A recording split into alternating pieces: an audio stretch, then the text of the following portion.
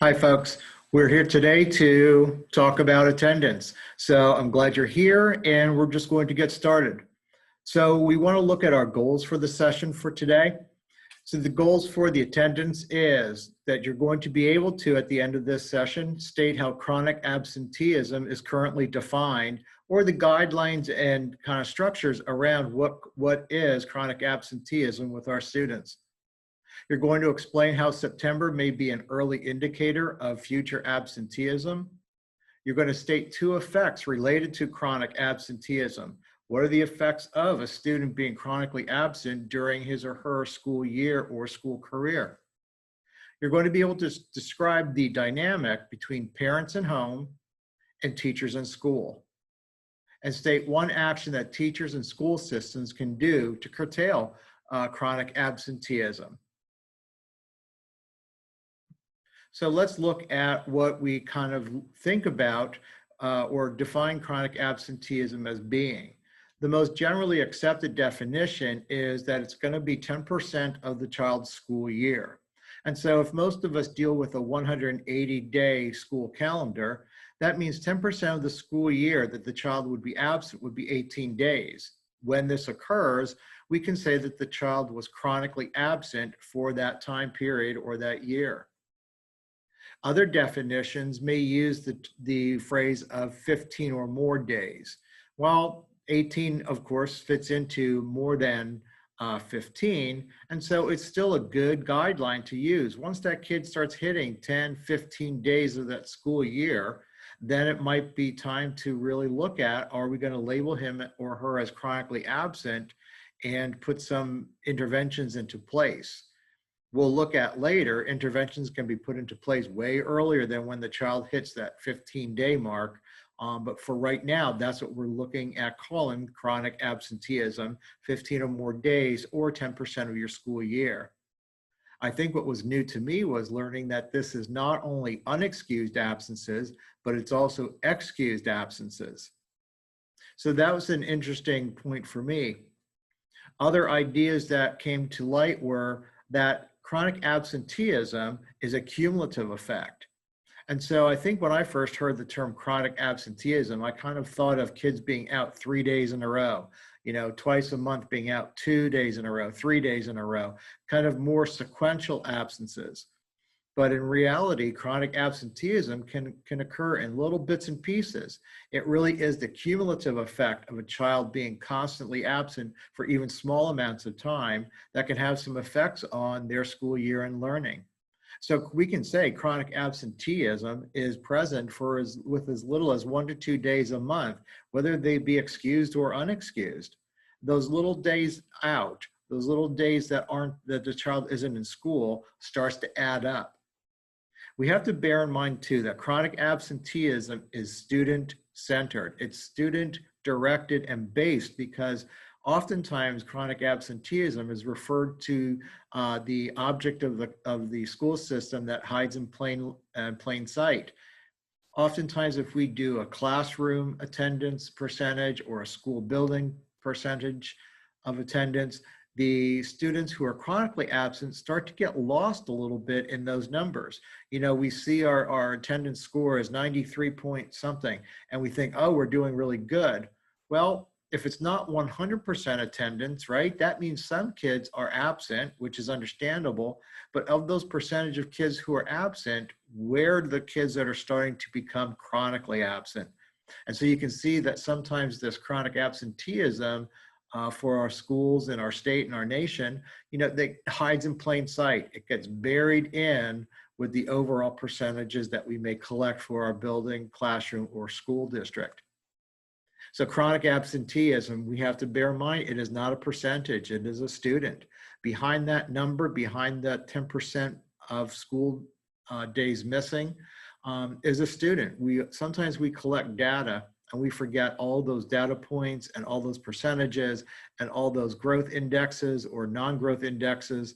They refer back to human beings and students, and that has to be our central focus. We have to decide, this is a number and this is a percentage, but behind that, we have to find out some of the human basic needs that aren't being met, or some other kind of things that are happening in our school climate that prevents a student from wanting to come back. So an early indicator for potential chronic absenteeism, I want to talk about this a little bit. It's September, right? It's the beginning of the school year, beginning of our school calendar. But what happens is behavioral patterns of absenteeism or being in school versus non-being in school start to set themselves in September. And what happens in September is a great indicator of what's going to be happening possibly throughout the rest of the year. So the consistency of behavioral patterns of getting to school, staying in school, coming back the next day, right? Those start to solidify in September. So whatever we do and whatever's happening at home or whatever's happening in school in September, that's kind of like your warning light coming on your dashboard. You know, if the student is starting to miss days in September, we need to start intervening early and decide what might be the possible causes. So let's look at some of the risk percentages of September and how they increase as the days start to accumulate. Oops, sorry about that. I want to go to our little doc cam here. And so you can see that we have the month of September. Let me make that a little bigger.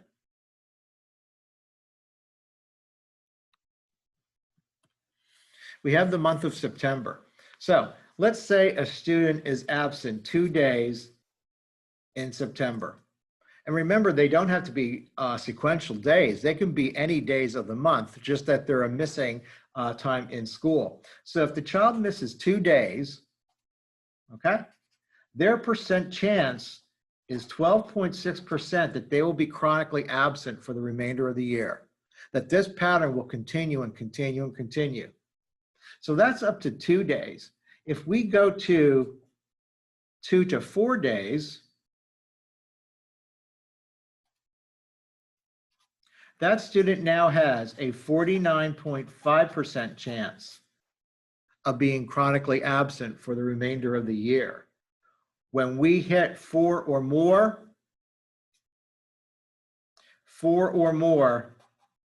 right, we jumpstart up to 87.8% chance that that single student,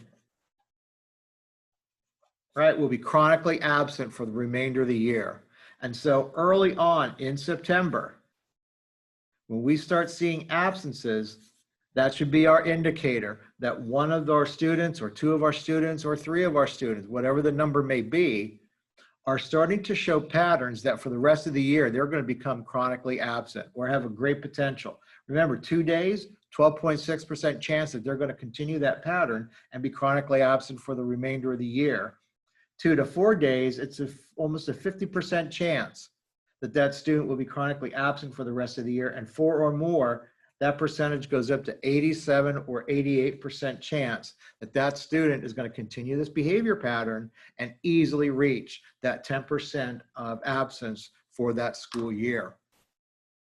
So September is a great month to start looking at the student behaviors and seeing, is my student going to become chronically absent, and maybe get right in there and start to see what might be happening that causes the student not to get to school.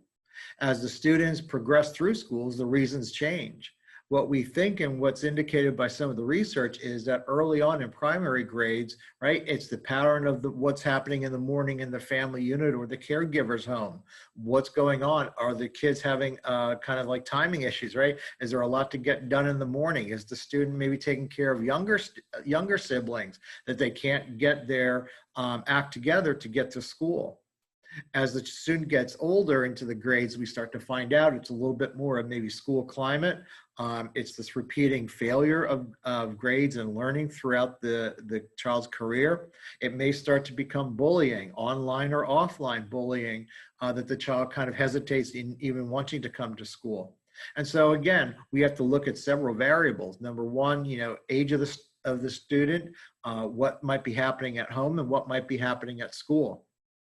But we do know that the risk percentages increase and can be shown in September. So to put it another way, in September, students who miss 2 to 4 days in the month of September are 5 times more likely to be chronically absent for the rest of the year. Students who missed 4 days or more were over 16 times likelihood that they will be chronically absent for the rest of the year. These patterns, it may start as early as preschool, kindergarten, first grade, but you know as well as I do, once a behavior pattern is set, it becomes difficult to change. And what happens is for some of our students, this chronic absenteeism continues over the years. And so let's look at what happens when that child is chronically absent over the years. And sometimes even 1 or 2 years of being chronically absent will have kind of an effect on the rest of that child's school career. We know that in chronic absenteeism, delays are found in academic progress as early as 3rd grade. We know that they are behind in their literacy skills and their mathematical skills. For some students, this gap in their learning because of chronic absenteeism is very difficult to make up. There's chunks of their knowledge base that aren't there, and sometimes it takes a grade level or 2 to discover that this part is missing. And so this chronic absenteeism really starts to have an effect over that child's full school career. What I think is interesting is chronic absenteeism, right, leads to a knowledge base, which leads to experiencing some failures and some real struggles. And at some point, the child may decide school is just not for me. Like, I'm not made for school. I'm not smart enough for school. I'm never going to be good enough for school. I remember in an APL training, we were told years ago that at least by 3rd or 5th grade, students start to make that internal decision that school is not for me. And we can see how this can directly link to chronic absenteeism. If I have knowledge-based gaps and I keep experiencing failure and struggles, then yeah, I am going to start to internalize that and feel that it's all me and that school is not for me and it's not a welcoming place. We know that the end game is that students begin to drop out. So let's look at some things that happen throughout the child's school years. So we can look at some kind of milestones. We have preschool and primary patterns begin to set early on in the child's school career. By 3rd grade, we're behind in literacy and math if some of these chronic absenteeism patterns continue to go on. By early middle school, again, that 3rd to 5th grade range, they may start to decide that school is not for them at all. And by junior high, the dropout rate starts to intensify. Let's look at those in a little bit more detail. Whoops, sorry. In preschool and primary, the Rhode Island study resulted in chronically absent kindergartens had lower levels of math and literacy achievements as far out as the 7th grade. And so they could start to trace that fundamental issues, and maybe I can talk about math a little bit, you know, early numeracy skills, the foundation of understanding numbers and values and magnitude. You know, if you're chronically absent in kindergarten, preschool, 1st grade, you're going to start to miss those foundational knowledge bits that will help you build on your math skills. And so we can see that that kind of folds out almost to 7th grade, at least according to the Rhode Island study. In California, they found 83% of the chronically absent kindergarten and 1st graders were unable to read proficiently by the end of 3rd grade. And so chronic absenteeism in kindergarten and 1st grade are affecting how we start to do in 3rd grade when we really start to apply some of that knowledge in reading and math. For my middle school students in Philadelphia, they did a study of 6th graders, and what they found was of their 6th graders who attended less than 80% of the time, only 60% of these students were expected to be in the 9th grade, or only 60% of these students were in the 9th grade as they expected. So when we start to see chronic absenteeism as early as 6th grade, right? 3 more grades later in 9th grade, they've already dropped out, right? Some of them have already dropped out. And what I think is really interesting is that last one, that 8th grade chronic absenteeism, right, increases dramatically the chance that that child is going to drop out before they even hit graduation, sometimes as early as the 10th grade. Right? One of the studies showed a chart where the 8th grade chronic absenteeism, the rate of dropouts went dramatically up. right? Versus students who remained in school and still maybe struggled. And so again, this chronic absenteeism starts to have its knowledge gaps, but it also starts to have that behavioral pattern that we need to find out why this is occurring. So there's a circular dynamic I think is interesting between the home and school, or between parent and teacher, or between student and learning. You know, and we kind of negate that, and we kind of forget about this is a two-way street. So we can ask parents and caregivers, right? We can inform them, we can educate them, we can give them lots of information, we can talk to them why it's important to get their child to school. And let's say they do that, right? They step up to the plate and they get their kid to school, and so the kid comes to us. Well, now it's our job to help that child feel welcomed in school and to help show them that they can learn and that there's a benefit for them being there. So it is kind of a two-way street, right? We can get the kid to school, but what are we doing to help that student feel welcomed in school and successful in school? And I don't mean that success has to be straight A's, but I need to help that child understand that even in struggle, they can learn a lesson, that failure is part of learning, right? And we can show that child how far they've come, either behaviorally or academically. But it's our job, once that child is in school, to have them want to come back to school. So it is parents, they have a certain percentage of support, and then we also have a certain percentage of that support. That percentage is going to be a sliding scale, right? But we can't negate ourselves out of the equation totally. And so parents and caregivers, they can get the child to school, and maybe their message to the child is you want to be able to learn and you want to be able to be successful. So the child comes to us with that message, and our part of the percentage and our part of the dance is we have to help them to see how they've learned, see how they've grown academically or behaviorally, and how do they know they've been successful. And this goes back to some very good teaching practices. I love myself a twofer, right? You do one thing, you get two benefits from it. Good teaching practices helps not only the student in the learning and the progressing of the academic content or behavioral content, but it also helps them want to come back to school where they feel they can be successful. Nobody wants to be in a place where they feel like a failure all the time. And so our part of the job is to point out where that child is successful and how they got there. Before we can teach them, we need to be able to reach them. And so part of the research that I've been looking at and some of the videos I've been looking at, they kind of break down this attendance problem into three basic categories. And so let's take a look at some of those.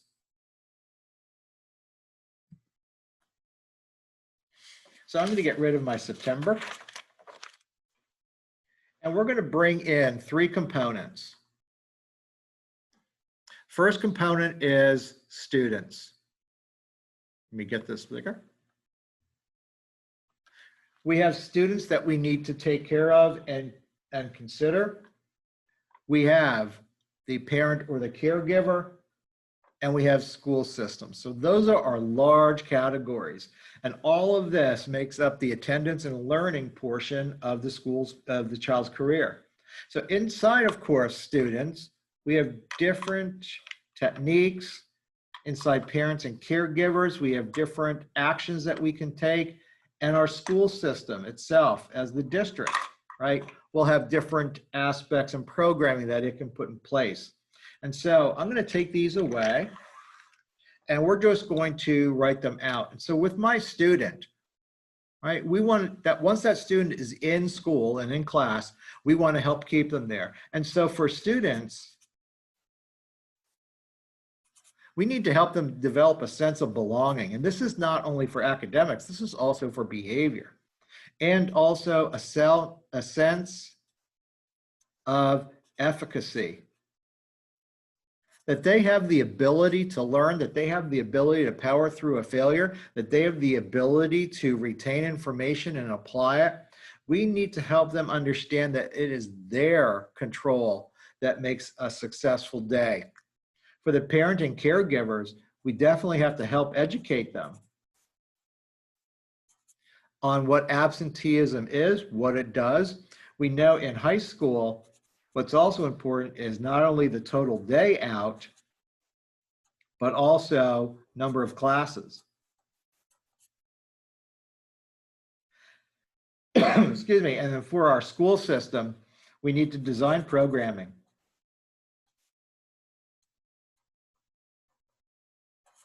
And this is at the classroom level. How are we going to identify those kids early? And then what are we going to do? How are we going to intervene in a positive way to help that student want to come back? We also need to look at family supports and community resources.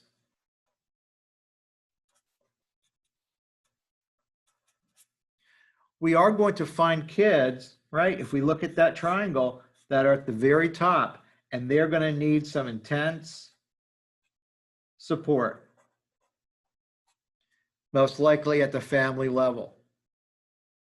So in all of these boxes, right, we can all do parts of each of these boxes and contribute to increasing the sense of belonging, increasing the sense of efficacy, getting our school system committed to looking at this situation overall, developing tiers and programming, right? This is going to take all of us to work through.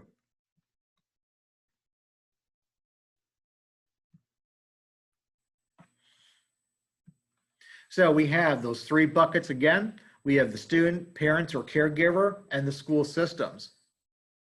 And so for our student, we want to develop that sense of belonging, that sense of efficacy. For parents, a sense of attendance important. And I forgot to mention a sense of community. What we know is if you start to have those parents feel welcomed in the school and a part of that school system, the more likelihood they are to get those kids to school. It's probably not a wild card to say that maybe some of the parents didn't feel welcomed in school when they attended their schools, right? So again, to build that rapport and build that relationship and heal that relationship is part of what we may need to do with some families. And so with the student, we want to validate their presence, right? When they come to school, acknowledge their presence, being there, acknowledge their successes, and don't forget good teaching practices. And what I mean by that is read up on your feedback skills or feedback information, increase those skills. Student responses. We know that kids are, when they're engaged in school, right, they want to come back to school. If they can just sit in the back of the room or off to the side and not participate, then they're not going to feel part of that community. So again, some very simple techniques that we can do in teaching that not only enhances learning, but also enhances that sense of belonging. For parents and caregivers, we want to definitely look at educating them on attendance and the importance of being in school versus not being in school or absenteeism. There's some research that says that it's also important to give parents the numbers because, again, our personal judgments can get a little bit gray and shaded, but we need some basic facts to understand how many days were there where their child was not in school. They may start to feel 2 or 3, and when in reality the child was out 5 days. But like me, they may not understand either that a day here or a day there in a month consistently over the school year also has a dramatic impact on the child's education. So, they just need to be educated. The more we know, right? And then know them. To build that sense of community, give them some phone calls when things are going well. Maybe do a routine phone call to the families at different times during the week to check in and see how things are. The better the rapport becomes with those family members, the more that you can listen and maybe hear and detect what some of their needs are and some of their struggles. We can't be judging until we understand fully what the other person is going through. And even then, we just have to resource and help them. We have to reach out. So your school systems definitely need to sit down and design some programming. Develop tiers. What are we going to do at the initial stages of seeing a student who might be developing chronic absenteeism? What are we going to do when we find out why that student may not be coming to school? That might be a tier 2, right? He's increasing the days he's out, and now we're discovering some things like he might be being bullied. He might feel like a failure. There's certain classrooms that he doesn't like to be in because of peers. So, we have to start to develop some, what are we going to do for the tier 2 kids? And then tier 3 kids, those that might be really struggling with some family issues, some family resources are in dire need. Maybe we can make some connections with community agencies. We need to develop some resource lists that we can say, here's some help for your rent. Here's some ways to get food. Here's some ways to help with your utility bills. And here's some ways we can help your child be a little bit more successful in school. From my experience, one was he just needed help in keeping his clothes clean. That's why he didn't want to come to school, because he did not have clean clothes. So again, the more we get to know our parents, the more we develop that rapport with them, we will find out at times what is causing this student from not coming to school. But then our job is to have some resources ready to wherever they may need or whatever they may need. So to bring it home, we're looking at the state of Pennsylvania as part of their overall goals for school districts. One of them is an attendance goal. And so what Pennsylvania is asking us for by the year 2030 is that in attendance, as well as other indicators, that we're going to have a percentage of attendance of 94.1% or higher. And so how do you know if your building or your district is meeting that, or how close to that they are getting? What you can do is go to the Future Ready Index for Pennsylvania, and you can see, you can search by IU, county, or district. And once you locate your district, you can click on the On Track Measures tab. And once you get to that On Track Measures, look at the bottom of that. You can see a little link that says View All On Track Measures. When you click on that, then you'll be able to scroll down and see the attendance report for your district or your building.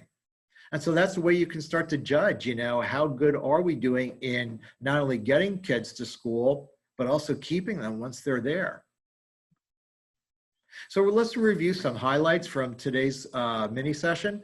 We're going to look at chronic absenteeism as being 10% of a school year absent. So again, most of us do with the 180 days of the school year. And so that would be about 18 days out would be chronically absent. Remember, some definitions also start chronic absenteeism at 15 days or more out of the school year. Let's be real, when that kid starts hitting 8 to 10 days, the pattern might be already set. So again, September is the key month to start looking for what potential patterns might be happening throughout the school year. So we might be able to catch and intervene early on in the school year before that pattern is set. There exists an attendance dynamic. Let's not forget that we are part of this dance also. We can get parents and caregivers to get the kid to the school. And once that kid is in the school, we have to start looking at ways and ways to welcome that kid, ways to keep that kid in school, make that kid or help that kid find a welcoming place in his classroom and his learning. We just need to be able to reach out if we're going to teach him. 3 components to consider strengthening. That is our relationship and our rapport with the students and helping them feel welcomed and feel that learning is a successful journey for them. We have to look at parents and caregivers and educate them as far as what absenteeism is and what its effects may be, and to keep them informed. Here's the current level of absenteeism your student is experiencing. At the high school level, breaking it down to here's what classes your student or your child has been routinely missing. And then the last one is the school system itself, K through 12. We have to involve ourselves in finding out what are we going to do for them in the community. We can discover some community resources. We can look at tier 1. What are we going to do early on in the game to help this child want to come back? Oftentimes we give awards for perfect attendance. Maybe we need to start giving awards for improved attendance. Perfection maybe chases out the good. Let's look at the good that the child is doing and the family is doing. And then of course, also looking at chronic absenteeism, the pattern once it's set, and at certain points throughout the school career of the child, could really lead to dropout rates increasing or dropout percentage or potential increasing for the child. and not being able to graduate. And that's the end game, folks, right? We want them to be able to graduate and go on to have a really positive life experience.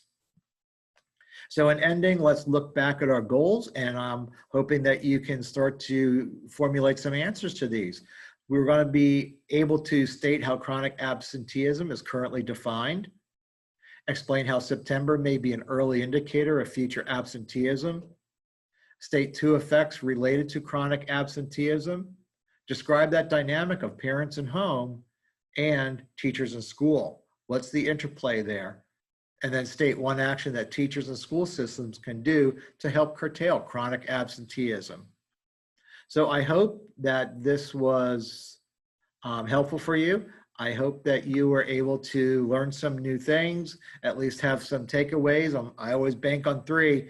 So have a good day. And again, check out our Learning Hub for more mini PDs. Take care.